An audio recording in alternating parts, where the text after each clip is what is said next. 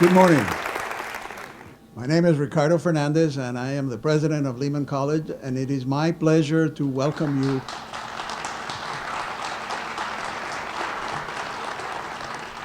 It's my pleasure to welcome you all to this 45th annual Herbert H. Lehman Lecture. This is a tradition here at Lehman College where we honor the legacy of Herbert H. Lehman, the former New York governor, U.S. senator, international statesman, and philanthropist. A large part of his legacy is support for education. He is, of course, the namesake of this institution. And higher education is at a turning point today. The challenges have never been greater than they are right now in the 21st century. There is a seismic shift happening that will impact the life of New Yorkers and people across the country, and indeed around the world. Post-secondary education has never been more important. And that is why here at Lehman, we are discussing the value of an education, and we're seeking to define what a college education now means. New metrics are being introduced into the national debate, and this debate focuses on the meaning and value of a college education. As the debate continues on inequality in this nation, 99% versus the 1%, we know that a great divide in the new economy will be between those with a post-secondary degree and those without one. Today, we are fortunate to welcome a leader with strong views on higher education and how it reproduces racial and economic privilege. Dr. Anthony Carnevale has long advocated for an educational system that forges new pathways to a college degree or a certificate. The time-honored pathways are shrinking. Finish high school, apply for college, work hard, graduate with a degree in hand in 4 years is very often, and in fact, very much often, not the path for young people.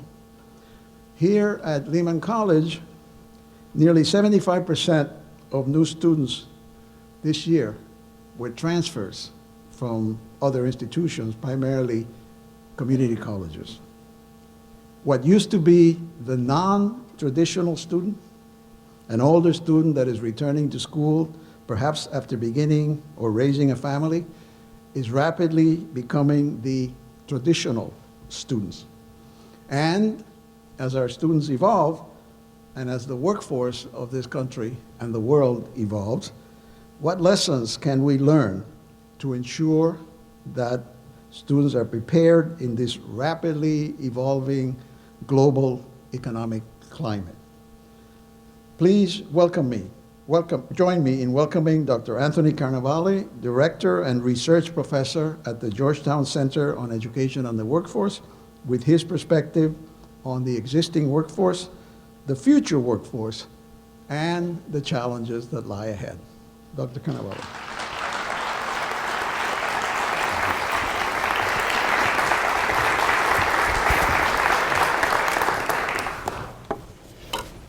Thank you, Mr. President. I'm honored to be here, in part because you're here.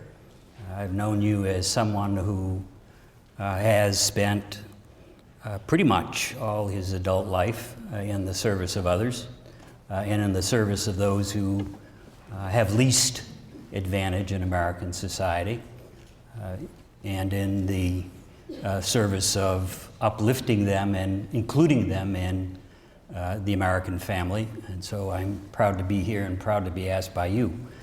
I'm also proud to be here because of the association of this institution with Herbert Lehman, a man born in 1878, I find, when I look on Wikipedia. But I knew of Herbert Lehman. I'm old enough so that I worked in the Senate in the last generation of great liberals, the people who were essentially centered around Lehman was the prior generation before them. He was a man they looked to as a man of enormous integrity and courage and a willingness to take political risks and didn't make many political calculations when it came to issues that had to do with the rights and the identities of others, either in the United States or in the world. I worked for Edmund Muskie, the senator from Maine, for a number of years, and in that time, the liberals in the Senate were Muskie and Kennedy and Mondale and a variety of others. They remembered Lehman as their model, especially after World War II, as a man who came to the Senate. Truthfully, after a long career, he came to the Senate, and as somebody who stood against virtually all of the reactionary forces in the Senate at that time, and there were lots of them. Lehman was most noted, I suppose. The story that people tell the most is the one in which he confronted Joe McCarthy. McCarthy was fond of waving papers in the air on the Senate floor in a committee hearing saying, and I have a list here of communists in the State Department. A letter from someone in the State Department that names communists in the government, and they need to be rooted out. Lehman was unafraid of McCarthy, and most people were very afraid of him.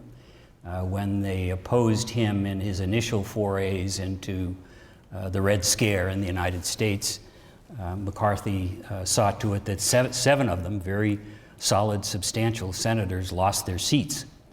Lehman was, at that time, getting ready to run for his own seat, and nonetheless confronted McCarthy anyway, went to his desk and demanded to see the piece of paper, something you don't do in the Senate, which is you don't confront another senator physically, and he did do that and stood there and said, I'm not leaving until you give me the list. Ultimately, he had to be pulled away by the parliamentarian and other members of his party. But for me, while that was probably excess, it recommends him to me. He was a man who had all the right enemies. He stood against the Republican majority, the Republican side, and the cabal of Southerners led by Richard Russell in the United States Senate in the 50s, who were the people who were essentially holding up the nation's civil rights agenda. Lehman was a long-standing civil rights advocate. He was himself a Jew who had lived in America from beginning in 1878, only 13 years after the end of the Civil War he was born. And when he came into public office, he was an advocate for all minorities. In the Roosevelt administration, he was always the ally of Eleanor Roosevelt, who was always pushing President Roosevelt to move on these issues. So he was, in memory, he was always a standard that in some ways I think annoyed the men that I worked for, and they were all men in those days, because he had a higher standard, and it was a standard that they had some difficulty reaching from time to time. But the issue was always on a particular piece of legislation or a floor vote or a nomination. Do I stand like Herbert Lehman as a statesman, or do I stand as a politician? My own boss used to say that to me from time to time as we were walking to the floor. And then whatever answer I gave him, he barked back at me and told me I was wrong. But in any event, he is somebody that I knew of. When I was a fairly young man, he was a generation before me and before my elders. He died, I think, in 1963 in November. He was the first person that John Kennedy, who invented the Presidential Medal of Freedom, he was the first person Kennedy was intent on giving it to, but Kennedy was killed On November 22nd, 1963, Lehman died on December 5th as he was preparing in his home to make the trip to Washington so that Lyndon Johnson, who had assumed the presidency, could give him the medal in private. So Lehman's life from 1878 on is really an exemplary American life. He's a very special figure. In the end, I think it's fair to say, or at least for me, I don't mean to characterize other people's lives, but for me, he is emblematic of a long-standing fight in American life, or compromise, a long-standing bargain that the United States and other Western nations made long before Lehman, a bargain between capitalism and democracy. Lehman was a man who was born with no need to work. He did work, but mostly after age 27 or 28, he gave his life to public service. And while he was a direct and robust beneficiary of American capitalism, he was, as many of you may know, one of the Lehman Brothers, a firm that managed to survive everything except for the financial collapse on Wall Street of a few years ago. From, I think, 1928 on, it survived until just a few years ago, which is sort of a shame. But in any event, he was someone who was given a great deal because of the success of market economies, in the American market economy in particular, in the finance industry in particular. But he spent his whole life trying to reinforce the other side of the bargain with American democracy, with the idea of citizenship. He spent his life trying to equalize the power of economic forces in their constant struggle with human liberty. And he was always on the side of human liberty, and always in a very humane way. He was not an ideologue or a theoretician. For him, it was all very simple. He wanted to do what would make people better off, and whatever that was, he was there for that. Most notably in his civil rights fights, I think, was that he was the person who always stood on the Senate floor and tried to move civil rights legislation to no avail. He had the Southerners opposing him, and he had Republicans and Westerners opposing him, and he brought it to the floor anyway and refused to be polite. I think most notably, he was the person that always brought up the bill that nobody wanted to vote on, which was he would write and move to the floor an anti-lynching bill. Lynching of African Americans was a fairly common thing in the 1930s in the American South. And Lehman, who was born in the South, oddly enough, before he moved to New York, Lehman was outraged by it and kept bringing the bill to the floor in order to embarrass both the Southern and the Northern senators, who would work very hard. As some of you watch the machinations in the Senate now, you can see the fight with him was always to keep the bill off the floor, because he wanted to force them to take a vote, a recorded vote in which they would be against they would vote for or against an anti-lynching bill, and he made them do it several times, made lots of enemies, but they were all the right enemies. I think in the end, this bust of him here is one of the things that strikes me about it, and we walked by it on the way over here today, is that his nemesis, who was a man named Richard Russell from Georgia, arguably a great senator. The Russell Building and the Senate grounds are named after Russell, but he was a direct heir of Calhoun and the profound racists of the 19th century, and pretty much held sway in the Senate because of the Southern Bloc.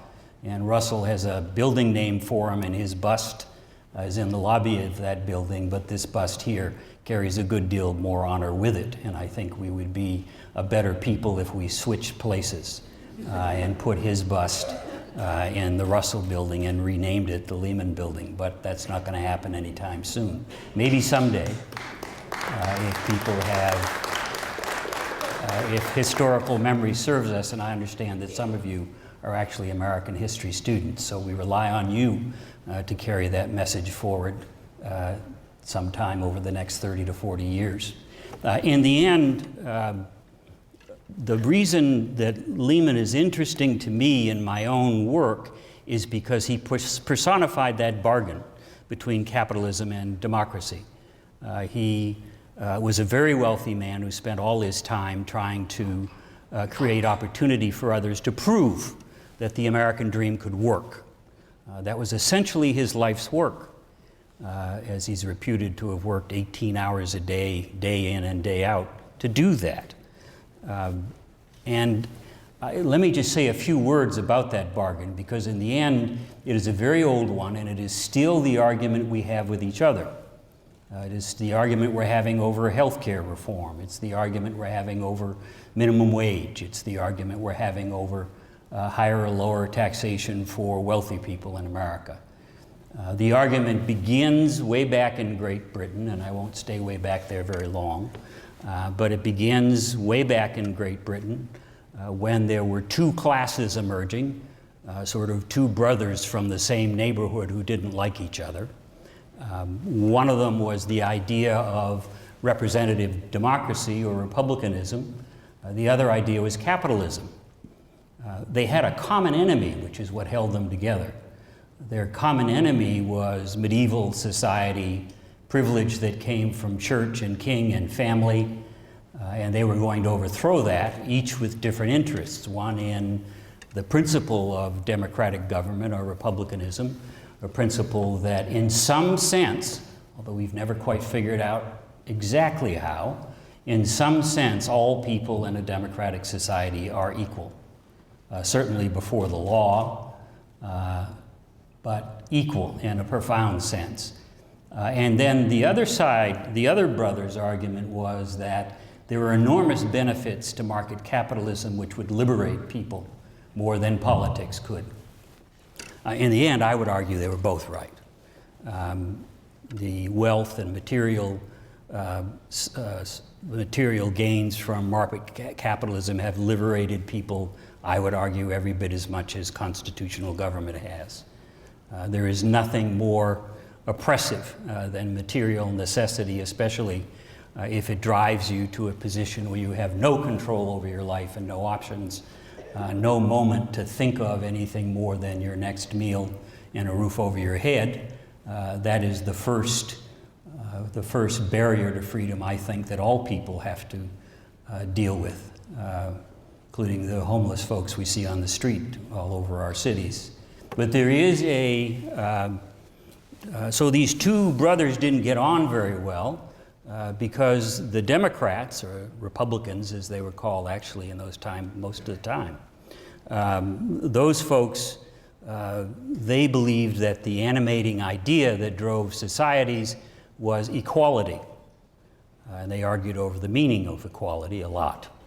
And then on the other side, the other brother's argument was that in order to have market economies, you had to have inequality. Because if you didn't award people on the basis of their work effort, the value of their work, if you couldn't accumulate capital, you couldn't build buildings. You had to produce wealth and cream off some of it to do projects that are in the interests of all the people, and that was best driven by entrepreneurs in a private market. Their dread enemies were the aristocrats who got their wealth and their property by virtue of being born into the right family. And the aristocrats and people who were very tightly tied to king and church, who got their political power by virtue of their association with those families and the institutions those families owned. Sounds like Wall Street. But in any event, I think the resolution of that, which was hard fought, essentially, for an economist, the resolution was in 1873, 5 years before Herbert Lehman was born, when an economist named Alfred Marshall made a speech at the Cambridge Debate Society, a long-awaited speech. He was a man in his time who everybody waited to speak on the great issues. He was a decider in most people's mind, what we would call an opinion leader now. And he was set to task to find a compromise between these two forces that had become politically powerful forces. His compromise was fairly straightforward. He said in that speech in 1873 that both capitalism and democracy were legitimate ideas for the uplifting of humankind, and that in the end, the compromise between them was that while there was a contradiction between the two ideas, one idea that valued equality above all else and another idea that didn't work without inequality, that you could create a social contract in which the basic notion was the government would become capitalism's banker. So that money that was earned on the capital side of the economy and the private economy, some of it would be siphoned off. And in the 1873 speech, he said for two purposes that would make people, in some sense, all equal. And that is, the government would take money to provide a minimum living standard, a standard we've now extended to health care. The government would provide a minimum living standard, and more importantly, the government would provide education. And his reasoning was that whatever your station in life, if you were going to share fully, in his words, if you were going to share fully or live fully in your time, you had to have some minimum material wealth so that you wouldn't starve or spend all your time thinking about the next meal, and that education would make you a member of the larger community. And what he meant by education is something somewhat different than we have now. In his time, education had nothing to do with jobs. If you had a skill, you learned it from someone who had the skill before you. If you were a barrel maker, you became one by working for another barrel maker. You didn't go to school.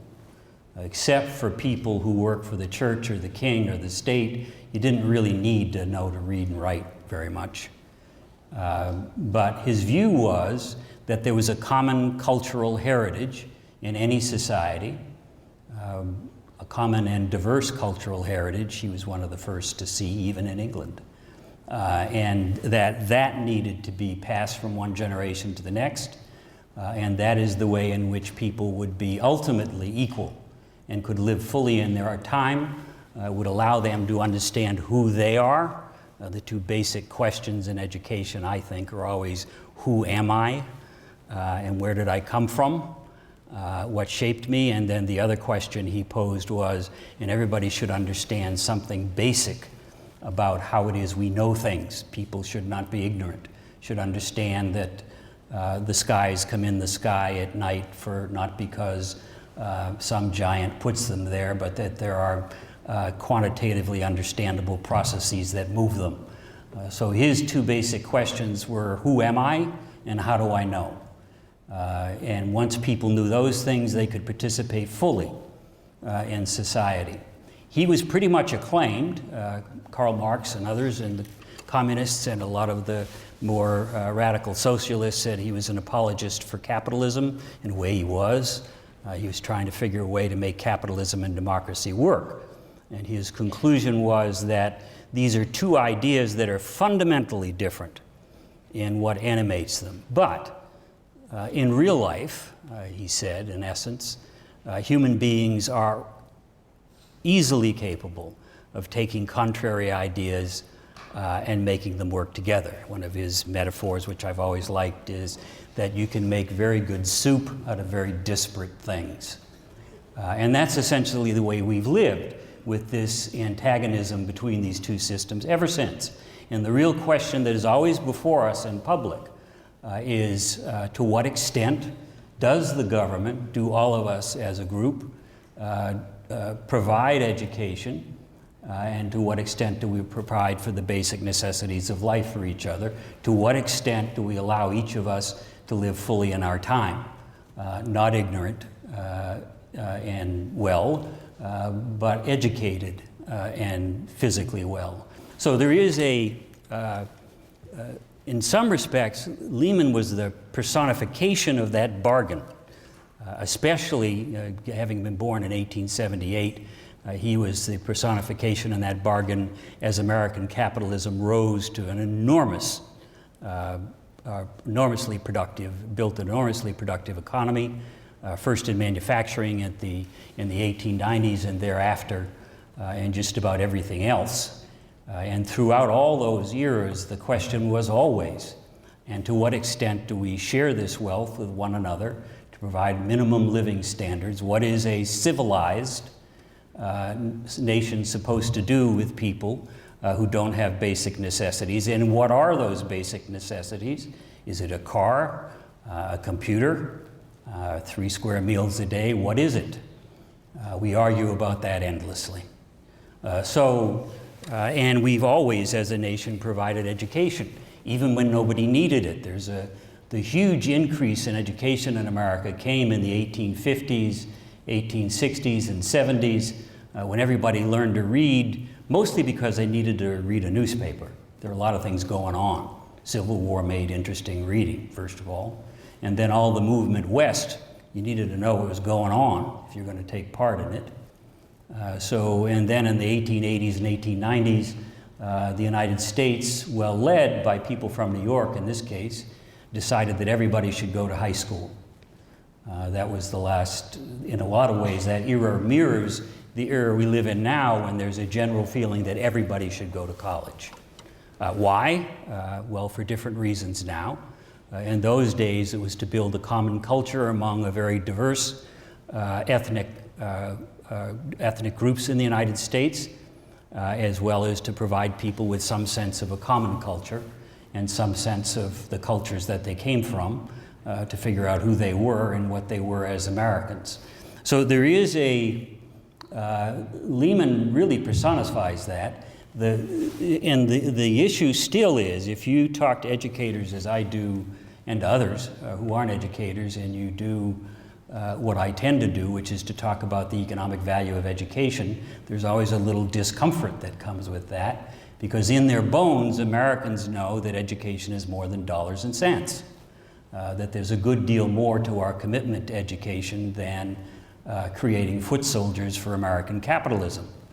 There is this other thing, this living fully in your time thing, also going on in the American culture, and a commitment to it that's very strong. So in Lehman's time, it really didn't matter much, even when he went to, and he did go to college, it didn't matter much, not many people did. But there was a shift, and the shift, the one that you all live with, is profound. And I would date that shift.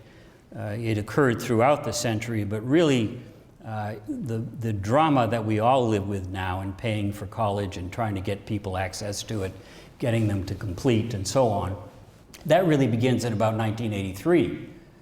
Because in the 1970s, 75% of Americans who were working full-time and making, most of them making good middle-class wages for that time, had only a high school degree.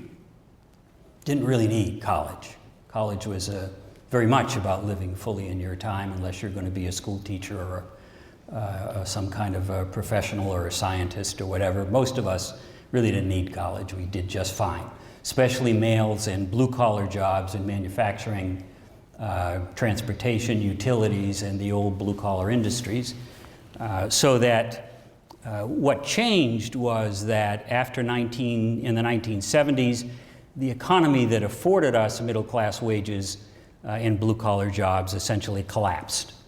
We had a dominance in the global economy that we really I would think, truthfully, was an aberration in the history of the West. That is, between 1946 and 1973, we dominated manufacturing and basic production in the world because we didn't get bombed in World War II, and we bombed everybody else. And when they were still digging out from the rubble, we were making stuff. We were making 90% of the cars in the 1950s that were used in the world. We had more than 85% of the gold in the world at that time, and the numbers run on from there. Our dominance was not going to hold up. Once the others dug out and began to compete with us, notably Germany and Japan, our enemies, they did pretty well in competition with us. for those of you who remember that. It was the first great competitiveness scare, was the Germans and the Japanese. We were all running around learning Japanese, and we were terrified of the Japanese. But so in the late 70s. The American economy wasn't growing in the 70s, and then we had inflation and low growth. And then the problem most industry leaders thought was the inflation. So did most American households. We had inflation at 13% a year, 12% a year. So you could get a 7% raise from your boss, but you just lost 7% of the value of your check. So the bosses were happy to give you 7% because they just made 7%. So there was a real crisis. We couldn't figure out how to solve it, couldn't figure out how to stop the inflation. So what happened was that in 1983, Paul Volcker, who has ever since been a hero for this in, I think, ironic ways, since nothing else would work, we had wage and price controls, government-administered wages to try to drive down inflation. None of it worked. And so Carter appointed Volcker, President Carter. Volcker came in and did what nobody else had the nerve to do, but he was brought on to do, was he basically crashed the economy. He just put his foot on the brake and drove the economy off the road. In so doing, he pulled all the money out from the Federal Reserve Board, or a lot of it. The economy stalled, slowed down. Unemployment rates skyrocketed. They went all the way up to 10%. I don't think we hit 10 in this last recession. Tons of Americans were out of work, but we solved the inflation problem because it's very hard to bid up a price of bread or anything else you're buying if people don't have money in their pockets. So essentially, we beat inflation the hard way. We took money out of people's pockets so they couldn't bid up prices, and it worked, and inflation has been tamed ever since. But the other thing that happened in '83, which is more pertinent to my story, is that once the economy was stable again and employers began to invest, the economy began to reorganize itself very rapidly. It basically fired the high school educated workers, especially the men, especially in blue-collar jobs. It began to substitute technology for those workers. The manufacturing floor team, which used to be, roughly speaking, about 5 people, was reduced to 1 person and much more technology, working with much more technology. And that 1 person needed a little more education because they were working with much more flexible and powerful technology. And then the productivity increased, the wealth that increased dramatically because we were, and have since, by the way, in manufacturing, we now produce 5 times as much manufacturing goods in the United States as we did in 1983, and we do it with almost exactly the same manufacturing workforce. It never grew. So productivity has increased 5-fold. Output per worker has increased 5-fold since those times. That was a huge achievement. A lot of that wealth then went into buying services. 2 other things happened that raised the value of education. One was that the technology, which was mostly computer technology at the time, and still is pretty much, that technology began to substitute for any task in a job that was repetitive. And then it began to substitute for routines, sets of tasks and activities. And the computer automated jobs very, very aggressively. But the one difference we now know, looking back, between that phase in automation of work in the United States and the ones that went on before is that in the old days, in the industrial economy, when you substituted a machine for a person, the machine did pretty much what the person did, some repetitive tasks.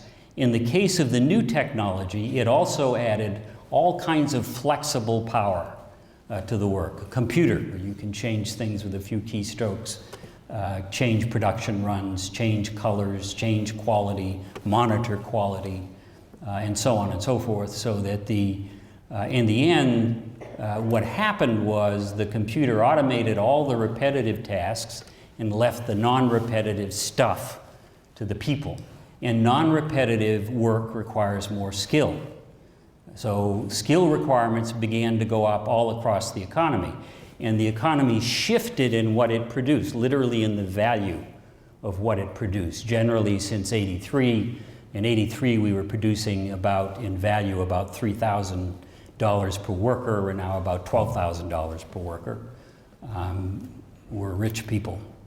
And in any event, the computer not only shifted the sheer amount of what we produced, the productivity, but it shifted the values of it. That is, in the old days, in the industrial economy, the way you made money, the reason we were dominant, especially through World War II, because we could make planes faster than anybody else, planes were all alike, was in that economy you made, and in the economy of the 50s and 60s, you mass-produced goods, but they were standardized goods and standardized services to the extent you could get standardized services.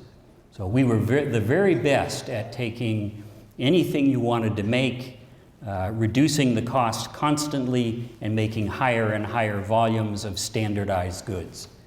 That was the productivity standard. That was how value was produced, by making more stuff with fewer resources.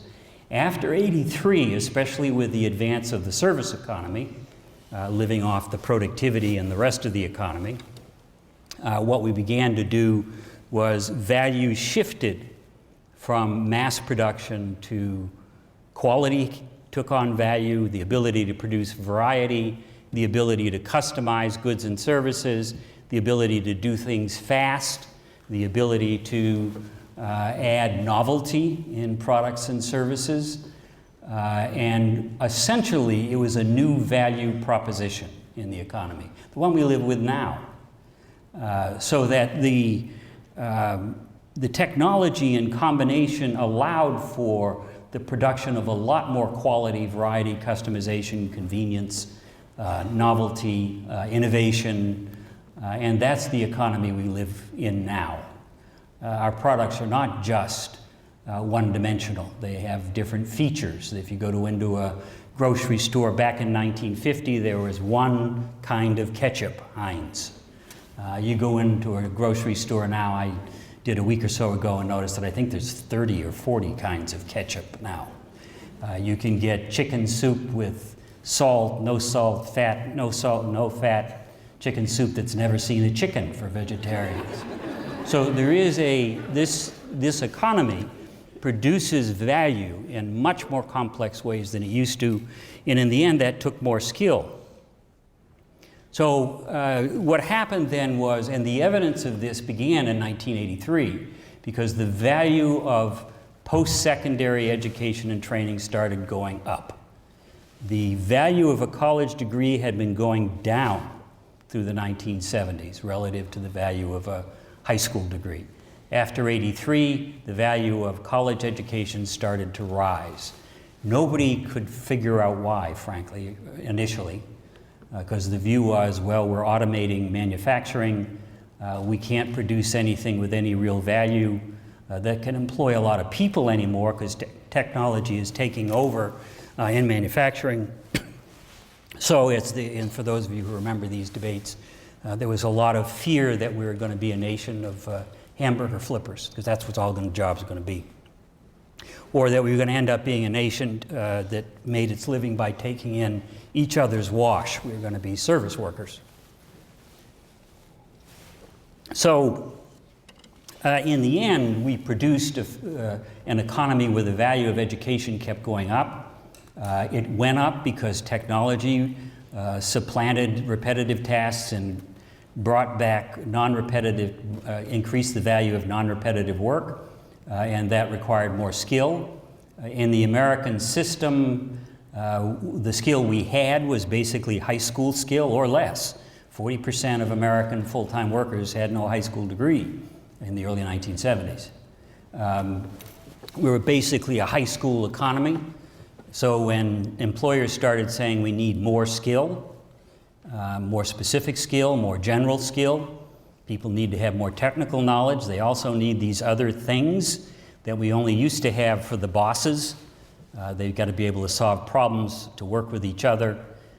In order to use this flexible technology, you need flexible and very widely skilled workers. And so the employers looked around, and in the end, nobody knew how to produce these skills. I'm not sure anybody does now. But nobody knew how to produce these skills. But in the American system, what employers did is they stopped hiring high school graduates, and they started hiring people with college. And the wages of the college workers went up, because from 1983 all the way through the next 2-3 decades, the production of college graduates went up by about 1% a year, and the overall demand for college labor, measured by wages, went up by about 3% a year. So we basically had shortages. And the shortages, that's why the wage premium for college over high school went from the 39% in '83 to 84% by 1994. So when something is valued, people spend more money for it. Sand is always cheap because it's plentiful. Diamonds are expensive because they're scarce. And what began happening in the American economy was skill became scarce. Another thing happened at the same time, and that is the rules of the game changed for post-secondary education and training. It used to be that the more of it you had, the more money you would make. So, and that's still true on average. If you get a high school degree, you'll make about $1 million, $1,200,000 over a 45-year career. If you get some college, no certificate, no AA, no BA, just get a year or two of college, you'll make about $1.3 million or $1.4 million over a 45-year career. If you get an AA, it takes you to $1.7 million. If you get a BA, it takes you to $2.3 million on average over a 45-year career. If you get graduate degrees and so on, it takes you anywhere from $4 million to $6 million. And if you're a medical doctor, don't feel too sorry for them, you'll make $8 million. So in the end, it is still true that more education is better than less. So if you don't know what to do with your education, just keep going. That's the simple advice. Don't stop until you have to. That's what I did. Just keep going. So in the end, the second rule, though, what changed even more between '83 and the middle '90s was that the value of fields of study became important. That is, we started to see more variation within degree level in earnings than we saw among them. What I mean by that is, it is now the case that you can get a certificate in heating, ventilation, and air conditioning and make more than 25% of people with bachelor's degrees. You can get an AA, especially if you're male, because those are the high-paying AAs, in technical subject matters, and you'll make more than 30% of people with bachelor's degrees. There are 40% of people with bachelor's degrees make more than people with graduate degrees. And it's all about the field of study. The fields of study drive earnings now more than they ever did. So and the king of the hill at the moment is petroleum engineering. There's money in oil. Petroleum engineers are now starting at $120,000 a year. They're the top of the heap among college graduates. And then you drop down to STEM, which will get you $70,000 or $80,000. You then drop down to business, which will start you at $40,000, but take you to $70,000 or $80,000 as a median earnings in relatively short order. And then you have the lower earning majors on average. Those, sadly enough, it's people who do things for others that make the least money. And that's always been the way it is. The preachers are the very bottom of the hill. But school teachers are the lowest. BA paid and master's degree paid workers in America. People in the arts and humanities actually make more than school teachers and more than psychology majors. So the humanities and liberal arts are about 3 rungs up the ladder. Although American history, by the way, is an exception among the humanities. Those folks do fine. So there is a hierarchy now that's based on field of study. That is not to say, let me be clear, that somebody who majors in the humanities is condemned to The median wage for humanities is about $45,000 a year over a career. There is a distribution around that median. There are a lot of people who got humanities degrees who are multimillionaires, and there are a lot of people that make less than 45 grand a year. The median is 45, doesn't mean you'll make 45. But it's a pretty good bet that you'll be somewhere in the middle, because most people, that's why it's the middle. Most people land there. So there's a different calculus now in the way we connect education to the economy. It complicates the relationship between the political system and the economy enormously. Education is now pretty much the arbiter as to whether or not you're going to be in the middle class in the United States. Post-secondary education, access to its success, depending on field of study. It's pretty much the way we mete out opportunity in the American system now. But one of the difficulties in that is that it tends to then suggest to people, policy people included, that that's how we ought to regulate the education system. That is, degrees ought to be judged in terms of their value, when there's still this concern for people living fully in their time in a democratic society, which argues for much more general forms of education. But those general forms, they're the least enticing in economic terms. The problem is that when Alfred Marshall was talking about education and everybody getting enough knowledge to live fully in their time, he lived in a world where education didn't make you money at all. But somewhere along the way, gradually actually, and then after 1983, with a vengeance, education is now in cahoots with the economy.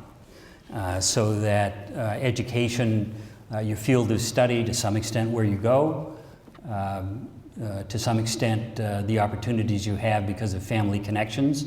But generally, the way it works is that your field of study puts you in a particular occupation.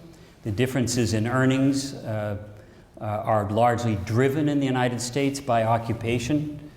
Education gives you access to certain occupations. Obviously, if you take engineering, you're probably going to be an engineer. It's not so clear in some other majors, but most majors have an occupational attachment. If you take all in the bachelor's degree realm, 26% of majors are in STEM or technical subject matter. More than another 25% are in business, and 10%, about 8%, are in education, so more than 60% are occupationally related right off the top. So the truth is the American higher education system is already an occupational preparation system. So in some ways this cat is already out of the bag. And the education system has become, truthfully, it has become the workforce development system as well as the apparatus that allows us to develop ourselves, find an authentic self, develop ourselves as people, be good citizens, all requiring general education. So one of the harsh issues that is upon us is how we'll dole out those two kinds of education. It is very clear in the current system the access to general education is more and more accessible to people of privilege. It is the kid who goes to Georgetown, where I teach, and gets 4 years of very good general education, majors in classics, majors in rhetoric. We have both of those. Those students then get 4 years of general education. Most often, literally half the time at Georgetown, they go on to graduate school. And in graduate school, they tend to get something they can sell in the labor market.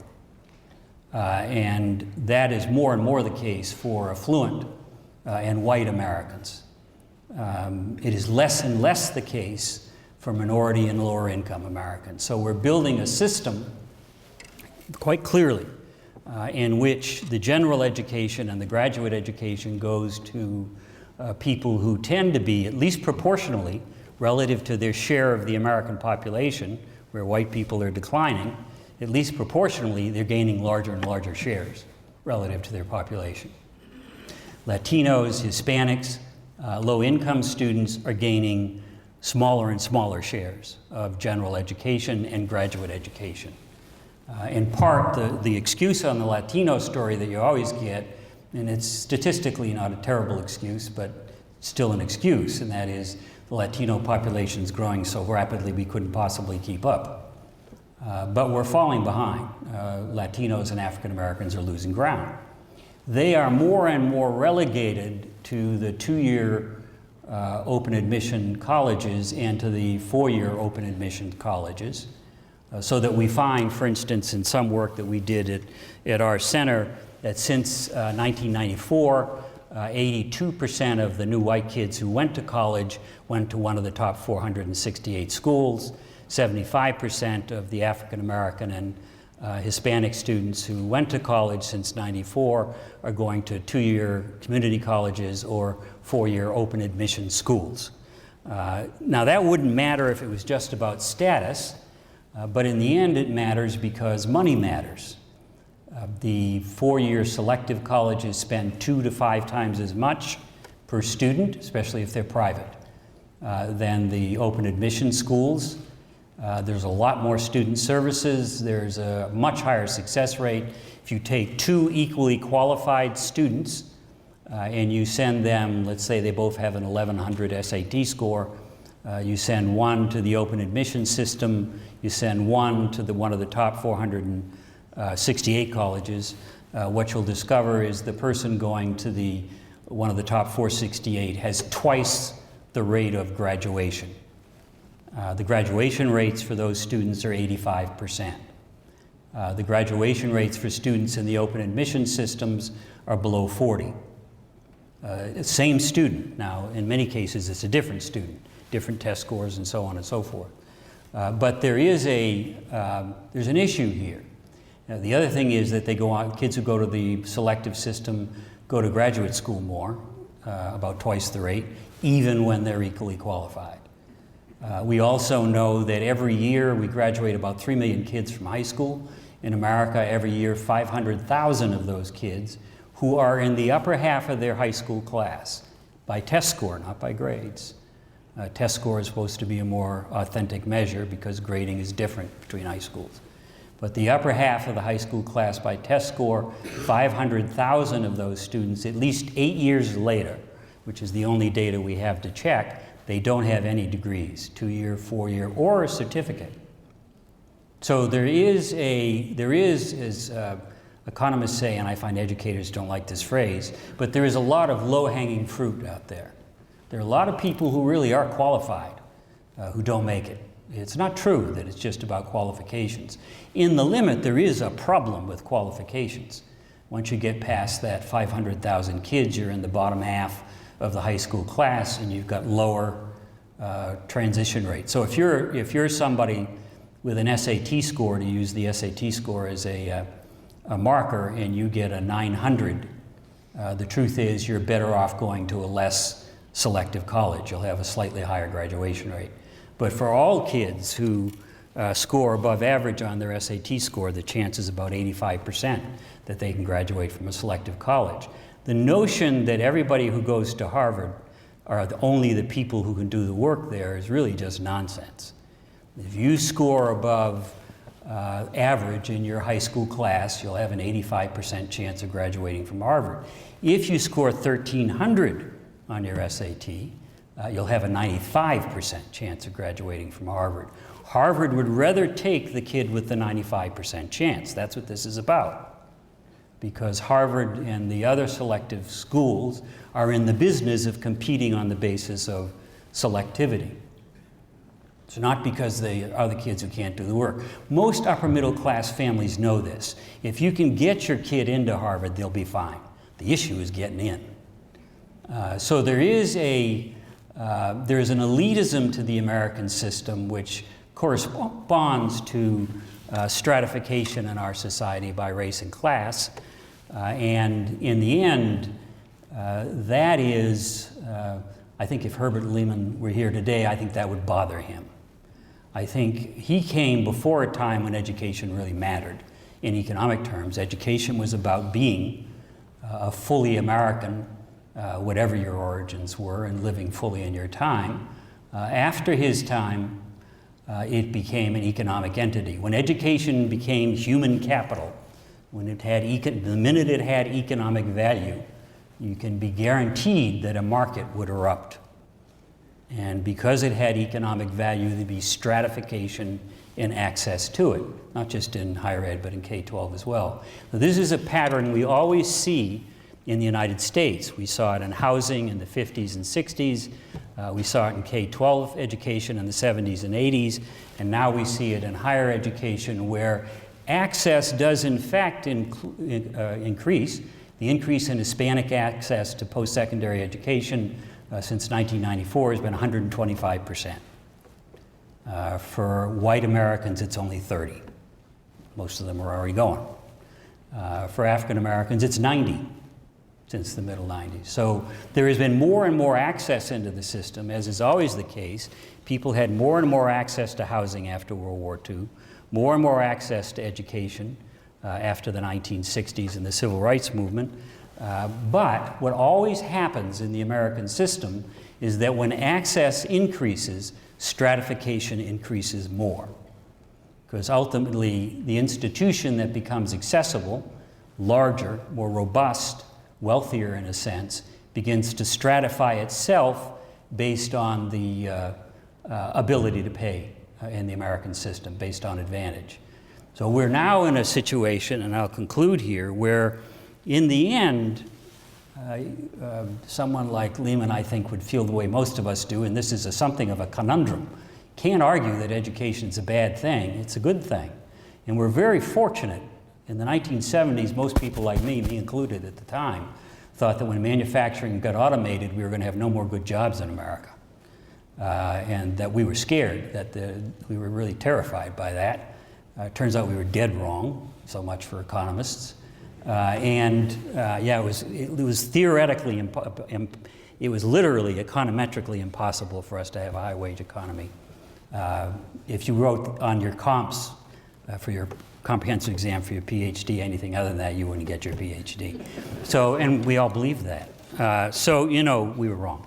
So what's happening is that education, higher education, has really become a huge benefit for American society, because in purely moral terms, never mind the money, it does make people better off. The kid who gets to go and get a certificate from a community college is a kid who 30 years ago wouldn't have graduated from grade school or wouldn't have graduated from high school.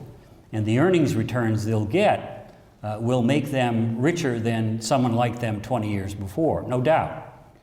But they're increasingly unequal compared to the more advantaged kid who's getting the BA and the graduate degree. So it's one of those issues from a political point of view. You have to decide, am I going to be pure to my own ideals and demand that this not happen, in which case I may not fund the program for the kid with a certificate, and that is going on all over the country, because that would be tracking.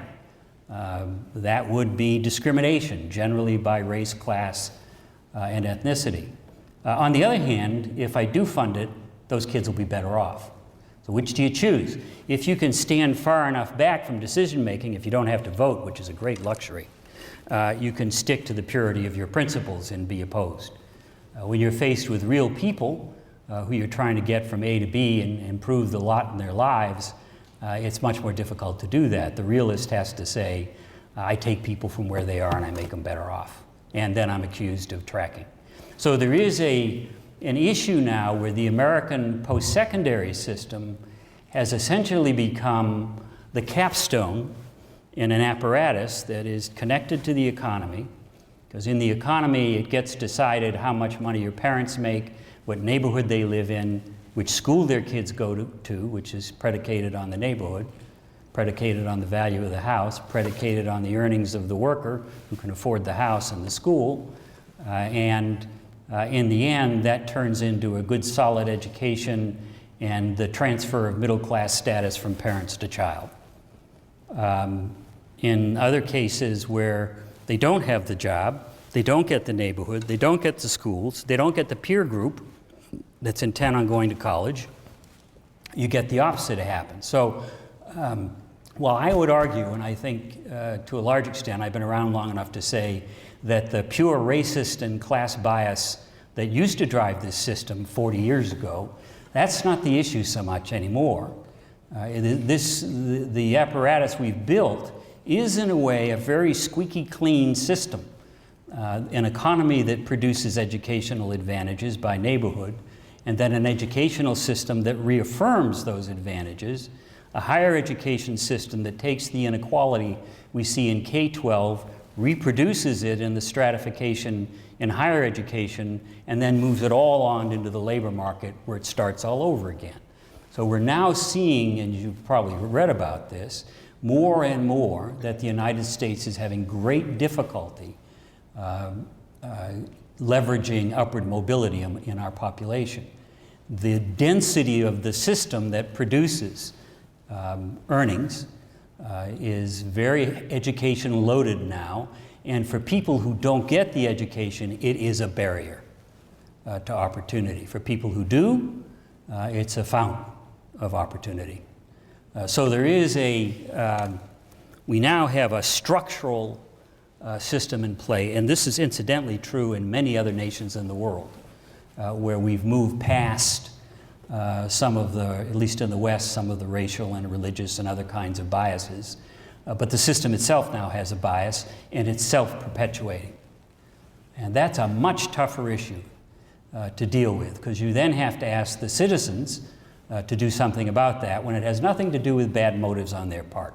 It's only that they want to do the best for their children, and who can deny them that? So in the end, I think this is the issue for our times, is whether or not we as a community, that is, we the government, will intervene to do something about that. I think if we do, in closing, it will be about education, because in the end, it is in fact true, and we're very lucky that it's true, that education drives income for people over a lifetime. Imagine a world where it didn't. Imagine a world where we thought we were going in the 70s, where it didn't matter, that there really wouldn't be many good jobs. We'd be in a real pickle then, because we'd have to figure out how to allocate wealth without any attachment to individual responsibility. Education is politically sound because it attaches opportunity to individual responsibility. You've got to do your own homework, take the tests, get to the college, graduate in order to get the job. So education is both the reality, that is, it is in fact the case that education produces upward mobility. It wasn't so true in the 1970s.